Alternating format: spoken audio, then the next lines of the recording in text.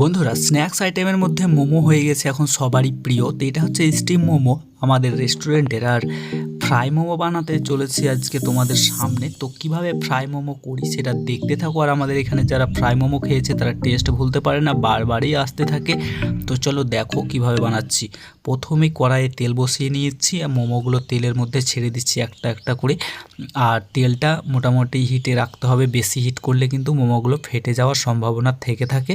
ওই কারণে মিডিয়াম হিটের মধ্যেই ভাজতে হবে। তো মোমোগুলো আমরা প্রায় ফ্রাই করে নিচ্ছি, একটা ঝান্নার সাহায্যে নেড়ে নিচ্ছি, ঠিক আছে, উল্টিয়ে পাল্টিয়ে চারি সাইডটা ভালোভাবে ফ্রাই করে নিচ্ছি। কালারটাও খুব সুন্দর চলে এসছে আর মোমোটা হয়ে গেছে আমাদের, বোঝা যাচ্ছে দেখেই। তো মোমোটা নামিয়ে নেব। অনেকে কী করে এই মোমোটার মধ্যে চাটনি সসগুলো দিয়ে মোটামুটি সার্ভ করে, আর আমরা ওরকম প্রসেসে করি না। দেখো আমরা কি করছি, এখানে রেড চিলি সস দিয়ে দিলাম, তারপর টমেটো কেচাপ দিলাম, তারপর আমাদের বানানো গ্রিন চাটনি, তারপর এখানে যাবে চাট মশলা, তারপরে যাবে মেয়োনিজ, ঠিক আছে। মেয়োনিজটা দেওয়ার পর একটা স্পুন দিয়ে এটাকে ভালোভাবে মাখিয়ে নিতে হবে, যেভাবে আমরা মাখিয়ে নিচ্ছি। আমাদের মোমো ফ্রাই কমপ্লিট হয়ে গেছে, দেখেই খুব সুন্দর লাগছে।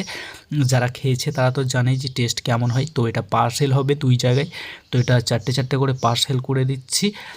আর সিলভার প্যাকেট দিয়ে আমরা পার্সেল করি, কারণ খাবারটা অনেকক্ষণ গরম থাকে।